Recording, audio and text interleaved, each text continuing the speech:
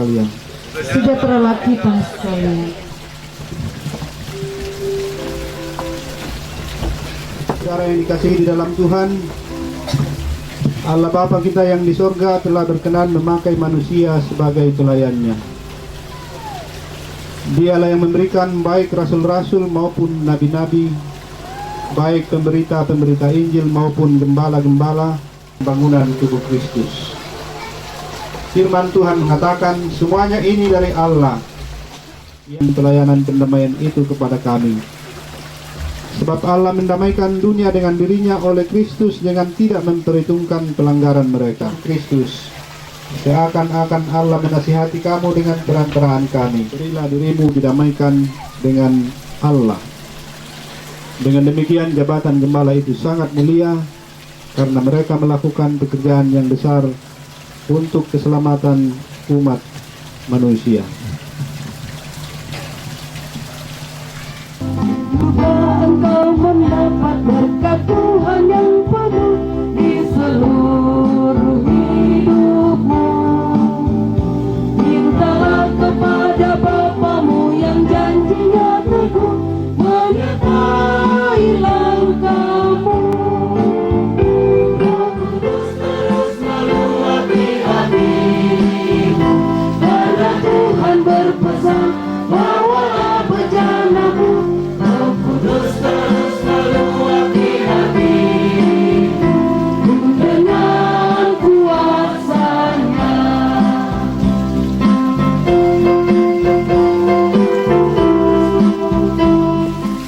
Marilah kita dalam kerendahan hati mengaku dosa kita dan menyambut berita anugerah dari Tuhan. Apakah kita ini yang akan menjadi alat Tuhan bagi pekerjaan pelayanan yang mulia ini, menjadi wakil Allah di hadapan jemaat yang telah ditebus dengan darah Yesus ini? Sesungguhnya saya tidak layak untuk karya mulia ini. Saya penuh dengan dosa di dalam pikiran dan perbuatan saya.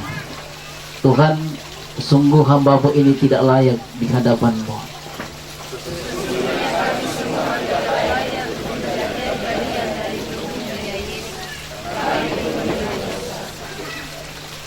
Dan tidak layak kita sah anugerah Allah diteguhkan kembali bagi kita sekalian.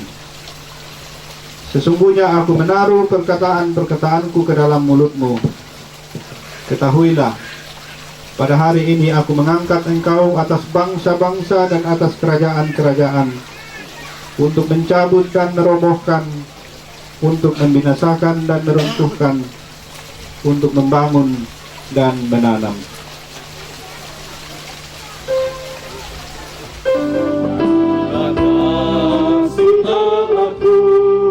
Tiada yang setaranya, neraka dapat direngkuh ketika pun terkapailah.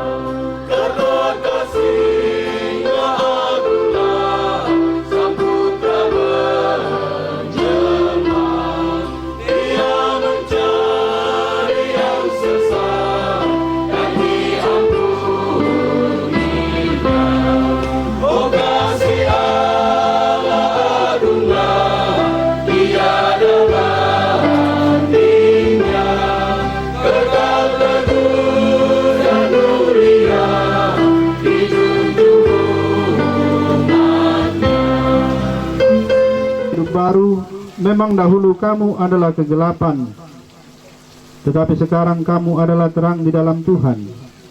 Sebab itu hiduplah sebagai anak-anak terang, karena terang hanya berbuahkan kebaikan dan keadilan dan kebenaran, dan ujilah apa yang berkenan kepada Tuhan.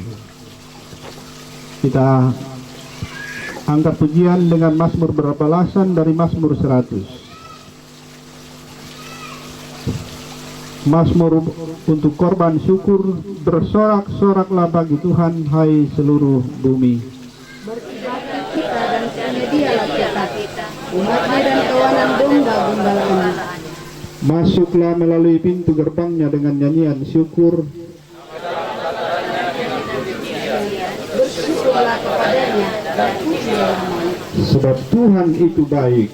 Kasih setianya untuk selama-lamanya, dan kesetiaannya tetap turun-temurun.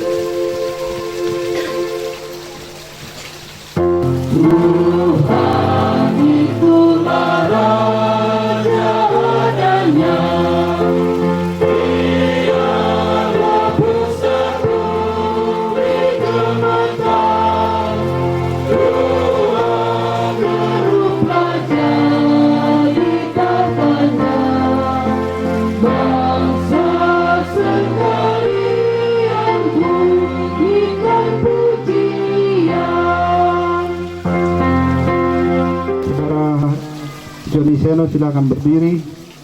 Bukan hamba-hambanya untuk menggembalakan domba-dombanya. Tuhan bersabda, siapakah yang akan kuutus dan siapakah yang mau pergi untuk aku? Ini aku Tuhan, pakailah hambamu ini. Dalam keterbatasan hambamu ini, engkau berkenan memakainya sebagai teman sekerjamu. Engkaulah yang menyempurnakan pelayanannya di dalam Yesus Kristus yang adalah Tuhan, Juru Selamat dan Gembala Agung. Amin. Marilah kita berdoa.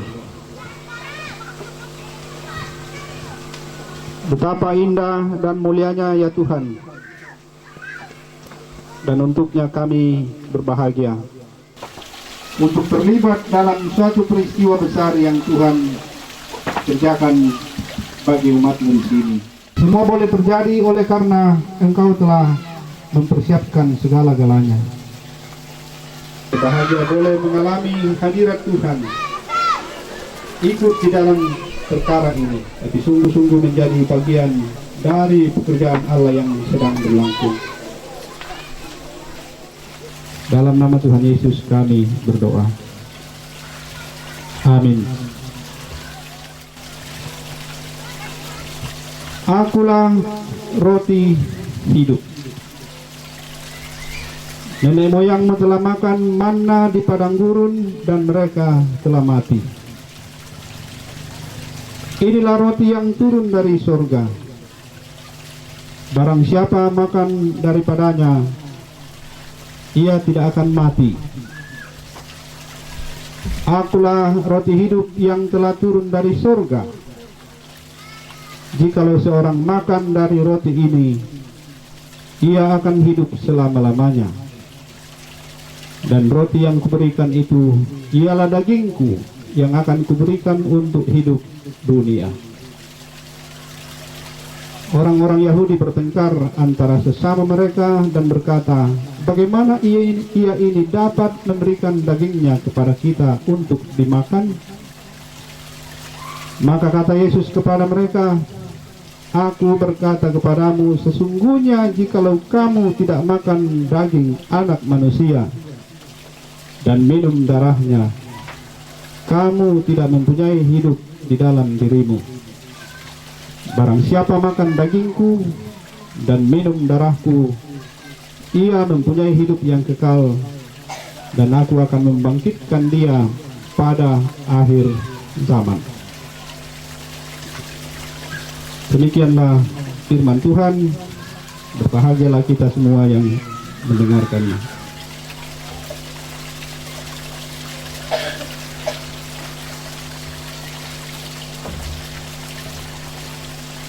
Akulah roti hidup yang telah turun dari surga.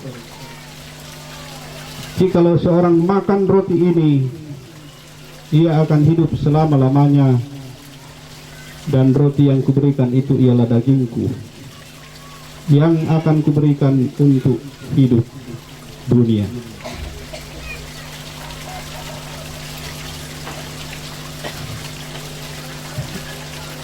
Angkat tanganlah siapa yang suka makan kerupuk.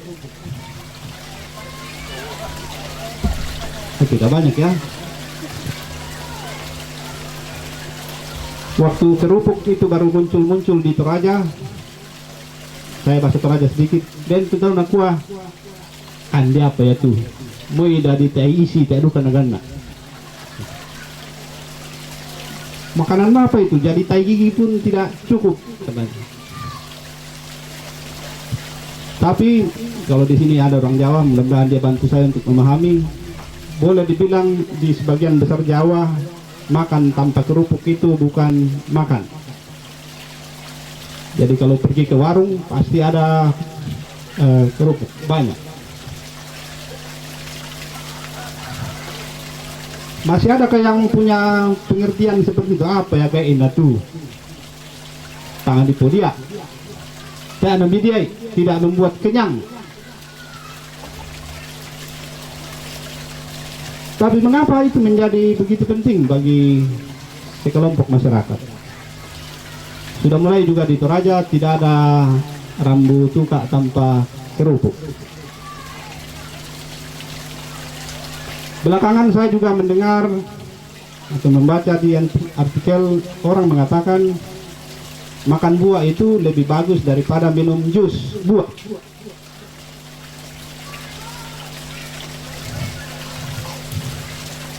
Makan buahnya langsung itu lebih baik daripada minum jusnya. Awalnya pikiran saya sederhana saja. Saya pikir memang ya dengan di jus banyak yang terbuang.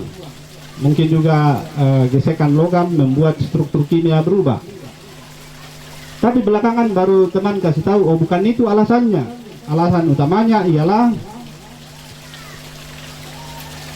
kalau dikunyah, dimakan langsung, itu memproduksi air liur yang cukup banyak. Tapi kalau sudah di jus, masuk langsung turun. Penjelasan medisnya ialah lambung kita membutuhkan air liur untuk mempercepat atau memperbaiki pencernaan. Jadi terus kita diajar kalau minum jus jangan buru-buru, pelan-pelan seimbangkan dengan air liur, karena air liur sangat berguna untuk pencernaan. Begitulah penjelasannya. Dan mulai waktu itu saya paham mengapa orang Jawa tidak makan tanpa kerupuk. Karena kerupuk yang bahasa Toraja di Guam paling itu elok, menambah selera mungkin kira-kira kayak gitu. Tapi belakangan saya membiasakan itu oleh karena ternyata sedikit kerupuk memproduksi banyak air liur yang sangat berguna untuk pencernaan. Begitu jalan ceritanya. Dari yang kita torai di kuah baga atau Jawa sama kandi apa tang mediai. Bisa nak atau Jawa kamu ria baga sama tambung miman bersemisang. Nah, baru korokuan. Asalan sasaki. Nah, itulah sebabnya kalau orang Toraja ke Eropa kesulitan karena di sana hanya ada roti. Nah biasa di kota ada gitu roti sama deh ya malaikan deh. Nah dia sangat loh. Yang namanya di Pabeni lah ko Balanda Mbak Supermi. Coba ayan lah Supermi sasaki. Mengundang asam lambung yang tinggi. Nah, apa ceritanya ini? Apa yang ditangkap oleh indera kita secara jelas harus kita katakan di baliknya yang istilah atau Indo merasakan lebih ahli di Jepang. Selalu ada something more. Ada buku yang sedang ditulis oleh Joas Adi Prasetya. Menurut dia rencana diberi judul itu something more. Selalu ada yang lebih daripada yang kita sudah lihat, daripada yang kita sudah pahami, daripada yang kita sudah tahu. Puluhan tahun baru saya nangkap something more di balik kerupuk. Puluhan tahun. Puluhan tahun baru saya bisa paham banyak hal yang sebelumnya saya anggap biasa saja. Tidak terlalu sulit untuk paham. Kalau ada yang datang bawa makanan ke rumah, itu pasti tidak sekedar makan. Jangan tolak. Kalau ada yang datang ke rumahnya Pak Pendeta bawa ikan bakar, pasti tidak sekedar bahwa Pak Pendeta perlu kenyang, Tapi ada sesuatu yang lain yang kita untuk sementara ini bisa simpan saja di hati. Kira-kira apa ya? Selalu apapun dalam hidup ini, di baliknya ada sesuatu yang lebih daripada yang kita sudah tangkap, apalagi kalau penangkapannya baru secara indrawi. Ada dua teman kami pendeta di sini yang jantungnya sudah diselamatkan secara medis ya. Pak Beni itu sudah dibelah dadanya, jadi cocok ya Pak Beni menanyi kian aku mau belah saja dadaku. Siapa Beni itu tumpah ngalun itu dikua belah saja dadaku dan lihat apa di jantungku. Pak Abe Manapa juga sudah ring 2, jantungnya sudah dimasukin ring. Kalau kita medis cukup sampai di situ, kita bilang luar biasa hebatnya manusia. Kalau manusia tidak hebat, Pak Beni sudah lama dikubur. Kalau manusia tidak hebat secara medis, Pak Albert juga tidak bisa merokok lagi. Sudah lama berlalu. Tapi kita tidak sekedar itu. Harus, nah itu something more, sesuatu lebih daripada yang sudah itu. Itulah yang para pendeta ini tahu betul, warga jemaat juga banyak yang tahu. Kalau kita bicara spiritualitas, sebenarnya sudah itu yang disebut something more, sesuatu yang lebih. Kalau kita sudah bisa melihat sesuatu yang lebih daripada yang dilihat oleh mata kita, sudah itu gejala spiritualitas.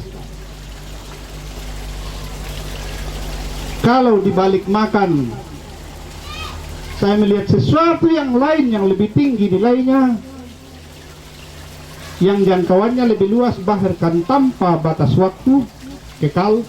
Tuhan Yesus bicara mengenai kebangkitan, itu spiritualitas.